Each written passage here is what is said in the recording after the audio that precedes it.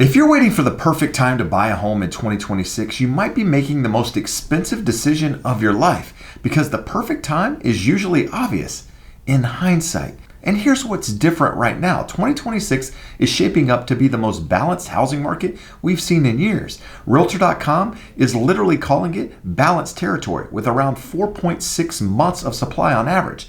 That's not a buyer's market and it's not a seller's market, but it's the closest thing we've had to a more normal market in quite some time. So let me ask you this re-engagement question right up front based on the title. In 2026, should you buy a house or should you wait?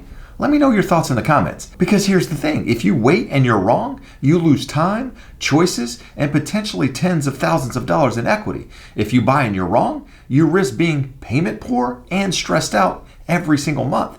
So in this video, I'm going to walk you through the basic principles that never change, plus what has changed since say 2022 and why 2026 is a totally different setup than what most people are assuming. Now, before we get into it, I want to ask one favor. If you find any value in my videos at all, make sure you hit that thumbs up. And if you haven't done so already, make sure you subscribe to the channel to stay updated on everything real estate related. Let's go back to say 2022. The story was simple. Rates were rising fast, the market was shifting, and buyers were terrified of buying right before a drop. Then 2023 and 2024 became an affordability mess. Rates moved around, prices stayed high, and people kept hoping for a crash that never showed up, especially the way they wanted. Now we're going into 2026, and the vibe is completely different. Mortgage rates ended 2025 at the lowest levels of the year, around 6.15% per Freddie Mac.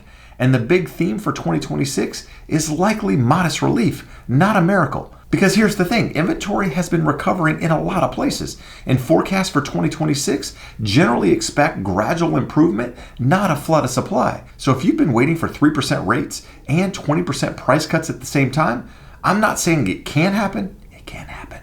But historically, that usually requires an economic gut punch. Most people don't actually want what would be required to create that scenario. Now, if that wasn't enough, here's the part that pisses people off. Buying a home is not about timing the market. It's about timing your life.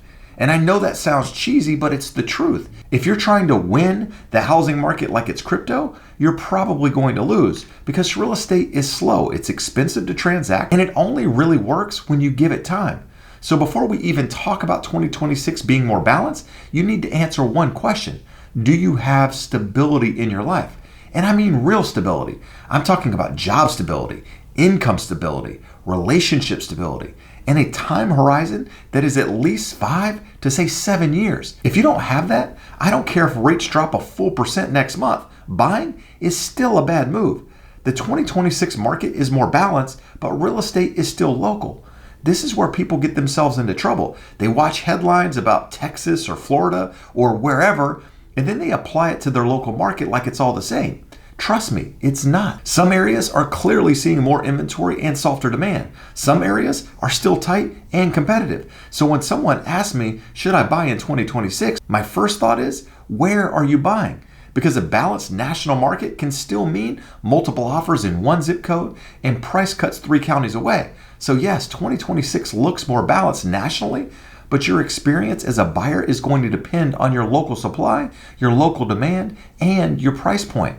Now let's talk about the decision framework that never changes. When people ask, should I buy or wait? I think it comes down to 3 buckets. Can you comfortably afford the payment is number 1. Notice I didn't say, do you like the payment? Nobody likes the payment right now. The question is, can you afford it without needing a refinance to save you?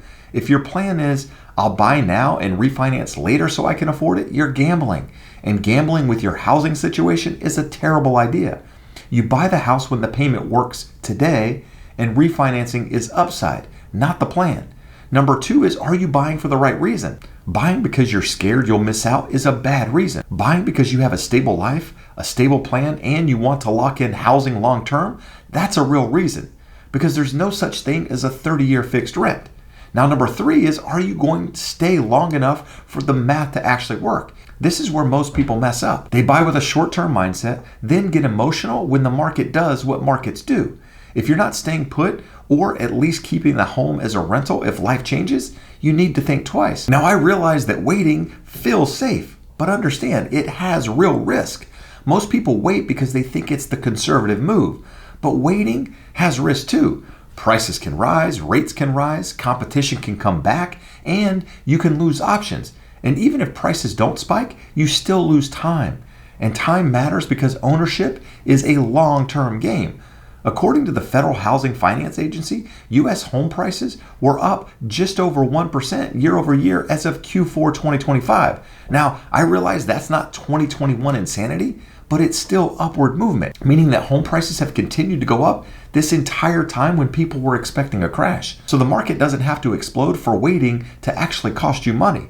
The wealth gap is still real, even in this market. I say it all the time, and some people hate hearing it. Homeowners tend to be dramatically wealthier than renters. One recent study of data showed homeowners with a median net worth around $400,000 versus $10,400 for renters, which is where that nearly 40 times number actually comes from. Now, correlation doesn't equal causation, which means owning a home doesn't magically make you wealthier, but home ownership forces a few things to happen.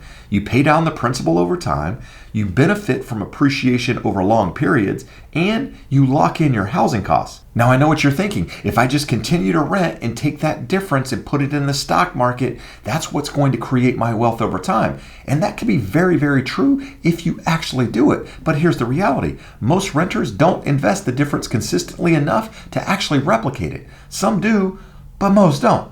So what's the play in 2026? If 2026 is more balanced, that doesn't mean it's easy. It means you finally see a market where you can negotiate again. You can ask for credits. You can be pickier. You can take a breath. And you're less likely to get in bidding wars over junk houses. This is exactly why a balanced market can be an opportunity. Not because it's cheap, because it's rational. And if you're someone who's been doing the right things, like saving money, improving your credit, building stability, a more balanced market can give you the one thing you haven't had since 2020, leverage as a buyer. Here's what I want you to focus on controlling. You can't control rates, you can't control prices, you can't control the feds, you can't control headlines, but you can control three things. The first, your credit score. This is a big one in my opinion. Your credit impacts your rate and your payment more than most people realize. Even small improvements matter. The second thing is your cash position.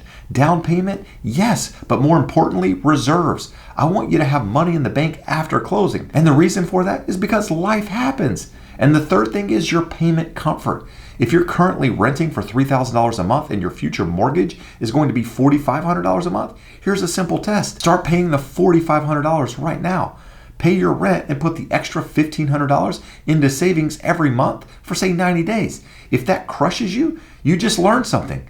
If you can do it comfortably, you're training for the real thing and building your down payment at the same time. My blunt answer to should you buy in 2026 or wait, if you have stability, you plan to stay put, you have strong credit or a plan to fix it, you have reserves and the payment fits your life, you should stop trying to time the market and start trying to buy the right house. And if you don't have those things, waiting is fine, but waiting with a plan. Work the plan. That means improve your credit, cut debt, build reserves, get clear on location, understand your payment ceiling, because 2026 being balanced doesn't mean you get to show up unprepared and win. It means prepared buyers have an edge. So when it comes to my final thought, renting isn't a failure. Renting is patience. But you don't want patience to turn into paralysis, because every year you wait, you're still paying for housing. The only question is whether that payment is building your future or someone else's. If you want a simple takeaway from this video, it's this. Buy when your life is ready, not when the market is perfect. Now, if you've watched this far, you're ready to become a homeowner, you're not sure where to start, there's actually a link in the description of this video. You can get in touch with me and my team, and we can help guide you through the process. And if you're not sure if you're ready, we're actually hosting a live workshop here at the end of January that's going to walk you through the entire home buying process. It's free to sign up, and it'll show you exactly what that process looks like to help you determine if now is the right time for you. Make sure you check that link in the description of the video, and hope to see you soon.